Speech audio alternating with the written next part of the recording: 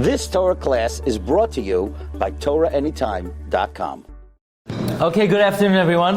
We're here in the lodge in Milnerton with our good friend Zion, who owns the winery and produces Cape Jewel, the finest wine in all of Cape Town, which is available here in South Africa and distributed in Lakewood, New Jersey.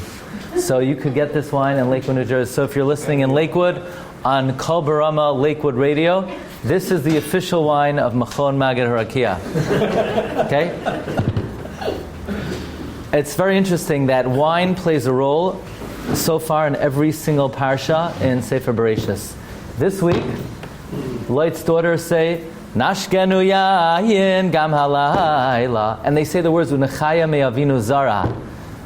The gematria of Unechaya me'avinu zara is Zeh Melech HaMashiach. They had in mind that they would be able to produce the Melech HaMashiach through this act. Actually, I just saw this week, there's a holy sefer called Ben La'ashri by the tzaddik of Ranana, Rabbi Yitzchak HaKohen Huberman. If you say over his Divrei Torah, he gives you a haftacha, he'll bail you out of any trouble in this world or the next. Now, I'm not a skula guy, but I'm just telling you this is what he says. Ad kedei kach, that Reb Tzvi Kushalevsky, the Rosh Yeshiva in Eretz Yisrael, he just had a baby at 88 years old. And he took this haftacha so seriously, and he's one of the world's great lamdanim. So he said, if the tzaddik gave a haftacha, you have to say over the Dvar Torah. It only is considered saying over Dvar Torah if you say it in front of 3 people. So he was makbid for years to daily say over his Divrei Torah in front of 3 people. And in fact, at the bris, they published the Chidushim of Reb Tzvi Kushalevsky on the Sefer Ben La'ashri. So I want to tell you something that Ben La'ashri says about this episode of Lot and his daughters. He says something very interesting. Lot traveled away from Avram Avinu. Vayisa Lot mikedem, and Chazal say he traveled away mikadmoinei shaloylam. He traveled away from God. So that means he's trying to abandon whatever Avram Avinu represented. And yet, on that fateful day, that the Malachim came to Lot. So first of all, he's doing all kinds of strange things. He says, just come into my house and I'll give you lodging. And he doesn't just give them lodging, he gives them to eat, he gives them to drink. He's mamish emar ma'at v'asei harbe. Why is he doing that? I thought he's traveling away from Avram Avinu. I thought he's leaving the path of Avram Avinu. And he's feeding them matzah? Why is he feeding them matzah? I understand Avram Avinu would eat matzah on Pesach because Avram Avinu kept the whole Torah before it was given. Lot didn't keep the Torah before it was given. All of a sudden, this man who's moving away from Avram Avinu, he's acting like a great tzaddik. What happened to him? Says Ben La'ashri that in his opinion, this meeting of the angels and light was setting the table for the fruition of Malchus Beis David, because from this would come the Mashiach.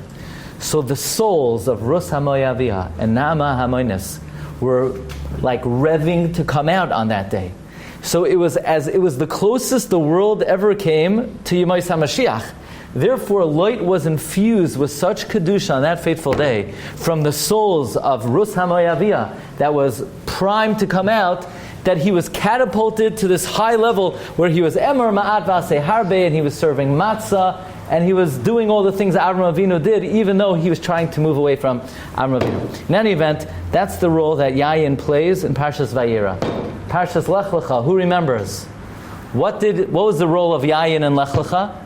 Avram Avinu meets Malki Tzedek. What did he bring him? Hevi loy lechem v'yayin v'hu chayhen lekel elyon. How about Parshas Noach? So vayochel Noach ishu adama vayita charem. Ask Rashi. Rashi's bothered. Where did Noach get? Why? What do you mean vayita charem? What, he had seeds on him? He didn't have the kosher safari packet where for lunch today I didn't want to become fleishiks because I wanted to be able to eat the cheese, so I ate seeds. But where did Noach get seeds from? Do you remember? Who remembers what Rashi says? Where did Noach get the seeds from? Do you remember Rashi? Rashi says he had with him on the teva 2 types of seeds: grape seed and yichure te'enim, and fig seed. Do you remember this Rashi? Rashi says Noach brought, so in other words, if you wanted to know, what did Noach bring on the teva? He brought every animal, and he brought grapeseed and fig seed. Did you ever wonder why in the world did Noach bring grapeseed and fig seed? If you were going on a teva, what would you bring? You would bring avocado seed. You'd bring, I don't know what. You'd bring wheat. Noach brought grapeseed and fig shoots. Why did he bring those two plants? I wondered about this for many years. Until this year, we just finished Masechta Ksubas. Masechta Ksubas ends off with a pasuk that in the end of days, even barren trees will produce fruit like the grape and the fig. Says Ben Yehoyada, even though there are many opinions what the Eitz Hadas was, the primary opinion is it was Gefen and Te'ina. It was Gefen and Te'ina. There are many opinions. Some say it was Esrog, some say it was Chita. Says the Ben Yehoyada, the primary opinion is it was Gefen and Te'ina. I can't help but think, Noach is coming out of the Teva. He's recreating the world. He knows that the first round of creation, the world went under. Why? Because of the sin of the Eitz Hadas. Adam HaRishon illicitly partook of the Gefen and the Te'ina. So Noach decided that when he starts the world anew, he's going to make sure to be masaking the chet of Adam HaRishon. He's going to plant Gefen, he's going to plant Te'ina, and this time use it right. These were the only two plants that Noach brought with him on the teva. Now, Chazal criticize Noach. Chazal say, Vayochel Noach, Nasa Atzmei Chulin. Why? He should have started with something else. Do you remember Chazal? Chazal say, Noach should have planted something else first. But they don't say what he should have planted. It's a great mystery. What was the tree that Noach should have planted? He should not have started with a grape. He should have started with what? So Reb Simcha Wasserman says he should have started with chita. But I would suggest no. Noach should have started with te'ina. And I'm going to explain why. Because after all, he only brought two plants with him on the teva. So the alternative to Gefen is te'ina. Why should he have started with te'ina? Torah is nimshala to two fruits. It's nimshal yayin. It's nimshal te'ina. Why is it nimshal yayin? The secrets of the Torah, ki toivim doidecha miyayin. The secrets of the Torah, the soidos of the Torah, are compared to the wine. Wine, the fruit is, so to speak, contained in the depth of the grape, and you have to process it, you have to work at it, and then nichnas yayin yatsa soid. There's this, the grape represents the secrets of the Torah, the soidos of the Torah. What does te'ina represent? So there's Medrash Tanchuma. Medrash Tanchuma says, Lama nimshal Torah le'te'ina. Says the Medrash, the te'ina is unlike any other fruit.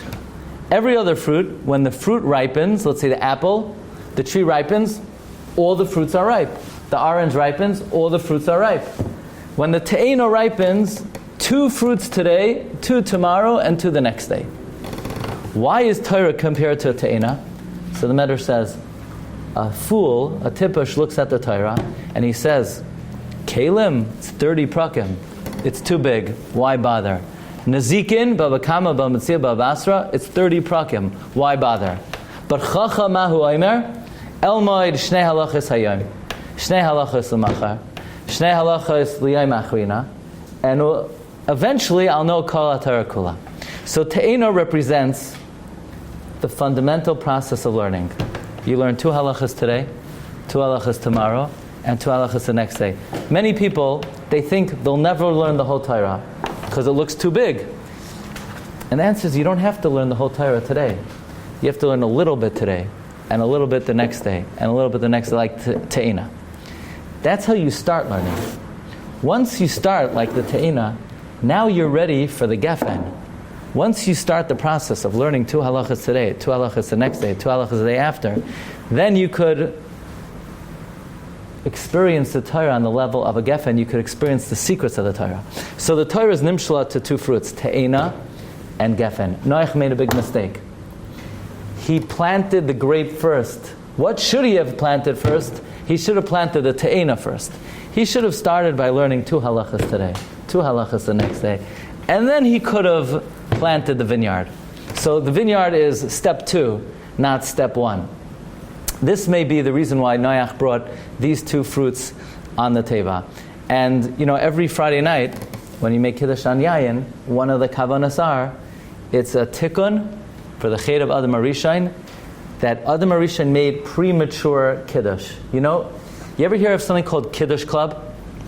What is Kiddush Club? Kiddush Club is a reenactment of the original sin that brought death to the world. Meaning, if you want to emulate the sin of Adam HaRishon that brought death and illness and disaster to the world, that's Kiddush Club. Because Ar Chaim HaKadosh says that Adam HaRishon, if he would have waited till Friday night, he would have made Kiddush on the Eitz Hadas. But because he had Kiddush Friday afternoon, so that's what brought Misa La'olam.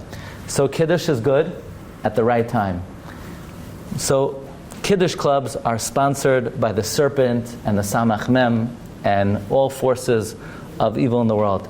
But to come to this Pardes, to come to Cape Jewel, Cape Jewel is being masakein the sin of Adam HaRishon.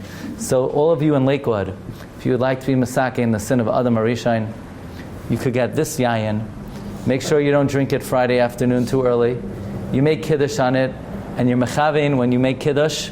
First kavanah you need to have when you make Kiddush. I'll tell you something very interesting. You know the story? There were two people who made Kiddush. One of them got credit for making Kiddush, and one of them, it was as if they never made Kiddush. And they both said the same exact words. What's the difference? The difference is one of them thought they want to be Mekayim, the mitzvah of Kiddush, and the other one thought nothing. In order to be Yotzei, the mitzvah of Kiddush, before you make Kiddush Friday night, you need to think, I have kavana to Mekayim, the mitzvah, the Iraisa of Kiddush. Without that kavana, you are not Mekayim, the mitzvah of Kiddush. Also when you make Havdalah. Before you make Havdalah, you need to have kavana. You're being mechavein to be mekayim the mitzvah of Havdalah. Otherwise, you're not mekayim the mitzvah of Havdalah. Who says that? The Shulchan Aruch. There's something called the Shulchan Aruch. It's called halacha. The Shulchan Aruch says mitzvah is tricha is kavana, and if you don't have kavana, you're not yotzei the mitzvah. So since you're making Kiddush anyway, and you're saying the words, you might as well get credit for it. So that's another thing.